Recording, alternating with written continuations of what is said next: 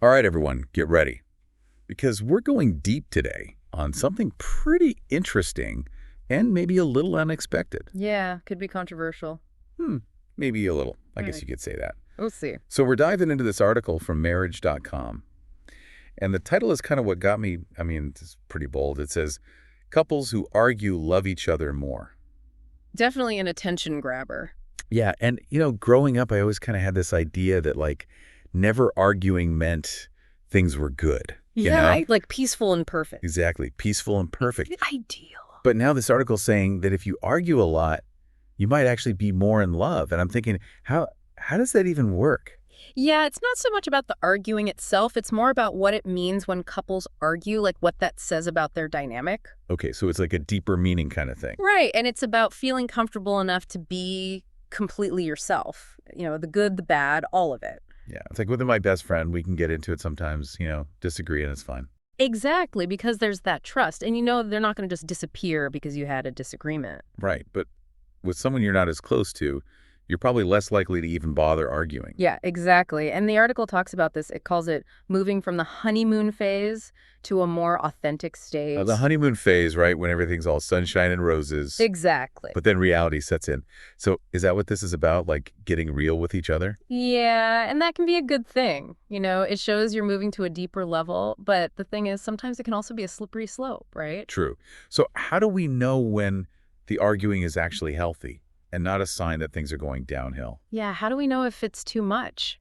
When does it cross that line? Exactly, because the article mentions healthy arguing, Hmm. but I need some specific examples. Yeah. Be kind isn't really cutting it. Right. Be kind. How do we actually do that when we're in the middle of an argument?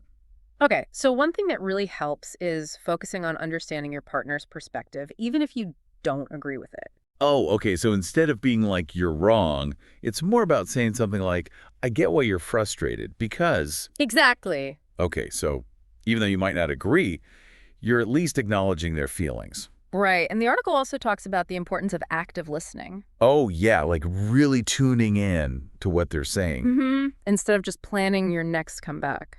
and not rolling your eyes or cutting them off. Yeah, all those things that just shut down communication. It makes me wonder, though, about those couples who seem to never argue. Is that always a good thing? Or could it be that they're just avoiding conflict? Right. They might be sweeping things under the rug, which could be worse in the long run. Yeah, exactly. Because bottling things up, it's not healthy. Not at all. But the article also doesn't really dive into the downsides of arguing. Yeah, like when is it too much? Exact. Because I can imagine some couples are just constantly at each other's throats. Yeah, and that's not good either. There's definitely a point where it becomes destructive. So how do we find that balance, between healthy expression and going overboard? Well, that's where understanding communication styles comes in. Okay, I'm listening. Have you ever heard of Gottman's Four Horsemen? I haven't. No, tell me more. Okay, so it's basically these four communication patterns that this researcher, John Gottman, he found that they're like really strong predictors of divorce. Whoa. Okay, so these are serious red flags. Very serious, and they're things like criticism, contempt, defensiveness, and stonewalling. Okay, so even if we're trying to argue in a healthy way, if these things start showing up, that's a bad sign. Yeah, it's a sign that there are some deeper issues that need to be addressed, maybe even with professional help. So it's like a wake-up call. Exactly, a wake-up call. So I'm curious, if these horsemen are so detrimental, are there things we can do to prevent them from showing up in our arguments? There are definitely things we can do, and some of them are surprisingly simple. Okay, tell me everything. All right, so for example, instead of attacking your partner's character, like saying, you're always so messy, try focusing on the specific behavior that's bothering you. So you could say something like, hey, I'm feeling overwhelmed because the kitchen is cluttered. Okay, so it's about being specific and not making it personal. Exactly. And this all ties back to what the article said about arguing and passion. Oh, yeah, that was an interesting part. Because they're saying that couples who argue might actually have a more active sex life.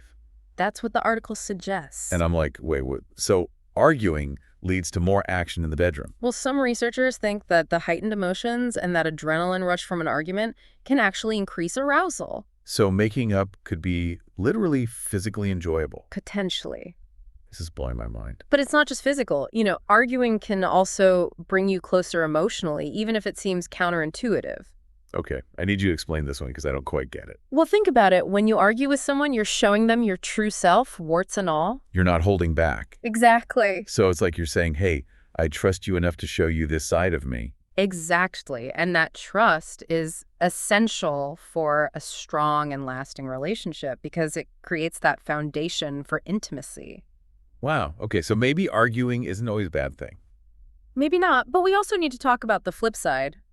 When disagreements go too far. Right, when it becomes destructive. Exactly. And that's what we'll get into in part 2 of our deep dive. So we said arguing can actually be a good thing. Sometimes even lead to more passion, but we have to talk about when it goes too far, right? Yeah, we can't just ignore that part. Definitely, because I think everyone's been there where an argument gets out of hand and it just feels awful. Right. And that's where those 4 horsemen come in. Those are big warning signs that things are going in a bad direction. Right, those patterns that Gottman talked about. Exactly. And they're pretty self-explanatory, but I think it helps to actually see how they show up in a real argument, Yeah, totally. Because in theory, it's like, okay, criticism, bad contempt, worse, but like, what does that actually look like? Okay, so let's say you and your partner are arguing about chores again. A criticism would be something like, you never help around here. Okay, pretty classic. But then contempt takes it up a notch and it becomes, you're so lazy, I'm stuck doing everything because you're useless. Oh, wow. Yeah, that got really mean really fast. Right. It's not about the chores anymore. It's about putting the other person down. And I can see how that would just make things so much worse. Definitely. And then usually what happens is the other person gets defensive. So they might say something like, well, I worked late 3 nights this week. You could have just asked for help. Right, because now they feel attacked. Exactly. And if it keeps going, then you get stonewalling, which is when one person just completely shuts down and refuses to engage at all. So basically, it's this downward spiral that just keeps getting worse and worse. Exactly. And it's hard to break out of once it starts. So how do we stop it? How do we prevent these horsemen from just completely taking over? Well, the first step is awareness. Once you know what to look for, you can start to catch yourself and your partner when these patterns start to emerge. Oh, okay. So it's like being a referee in the relationship and calling a foul when things get out of line. Yeah, exactly. And remember, even if you're trying to argue in a healthy way, those horsemen can still show up. So it's not just about following the rules. It's about being really mindful of those destructive patterns. Right, because they can sneak up on you. It makes me think about those couples who always seem to be having the same argument over and over again. Oh, yeah. Maybe it's about money or the in-laws or whatever, but it's the same fight, different day. Yeah, I've seen that happen a lot. So is that a sign that something bigger is going on? It could be. If you're constantly arguing about the same thing without making any progress, it might mean there's something deeper that needs to be addressed. Like some underlying issue that's not being talked about directly. Right, and sometimes it's hard to figure that out on your own. So is that when couples therapy could be helpful? Definitely therapy can be a game changer in those situations because you have someone there to help you identify those unhealthy patterns and learn new ways to communicate. It's like having a relationship coach in your corner.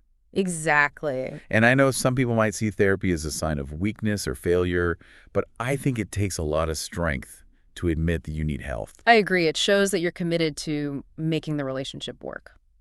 And even if you're not ready for therapy, there are still things you can do on your own to break out of those negative cycles, right? Oh, yeah, absolutely. There are lots of tools and techniques you can try. Okay, like what? Well, one of the most powerful things is becoming aware of your own triggers. My triggers? Yeah. What sets you off in an argument? What are those buttons that your partner knows how to push? Oh, I definitely have a few of But those. once you know what your triggers are, you can start to manage them better. Okay, so how do we do that? Well, you can communicate them to your partner. You can say, hey, when you say this, it makes me feel this way because of this. And then you can both come up with strategies for staying calm and grounded when those buttons get pushed.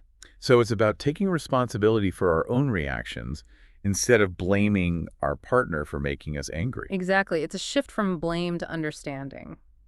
This is making me rethink a lot of my own arguments. Yeah. I'm realizing that maybe those fights weren't really about what I thought they were about. Yeah, sometimes the surface issue isn't the real issue. Right. And maybe it's more about deeper needs like feeling respected or appreciated or just heard. Exactly. And when you start to understand those deeper needs, it can completely change how you approach disagreements. Which brings us back to that connection between arguing and passion. Full circle. Because if we're arguing because we care so much, doesn't that make the making up even more meaningful?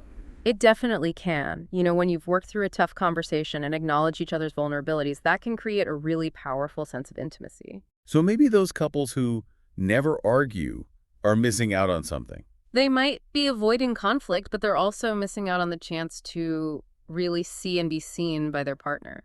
Wow, that's deep. It is. Okay, so we've talked about the downsides of arguing and how to make it healthier, but what about the benefits? Is there more to it than just make-up sex and deeper connection? Oh, there's definitely more, and we'll explore that in the final part of our deep dive.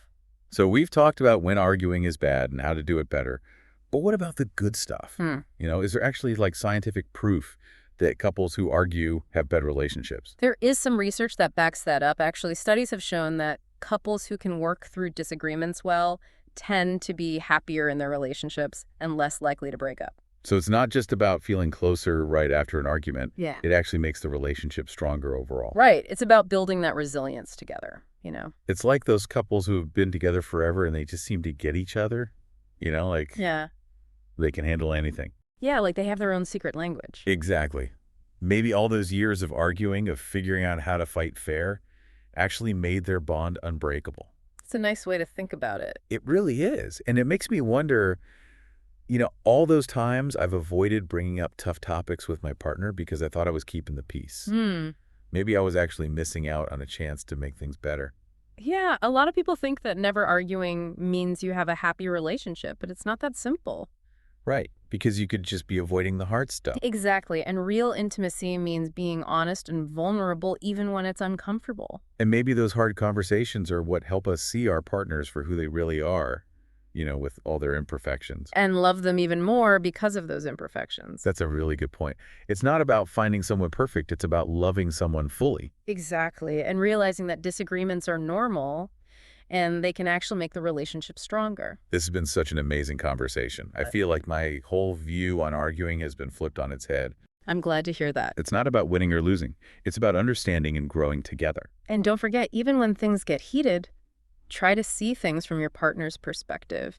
Approach the disagreement with curiosity and empathy. That's great advice. Yeah. So to everyone listening, the next time you and your partner are having a disagreement, try to see it not as a battle, but as a dance. Something you can do together. I love that analogy. And who knows, maybe that dance will lead to something even better. Well said. All right, everyone. That's our deep dive into the surprising world of couples who argue. We'll be back next time with another fascinating topic. Until then, keep those conversations going. And remember, sometimes a little disagreement can be a good thing. We'll see you next time.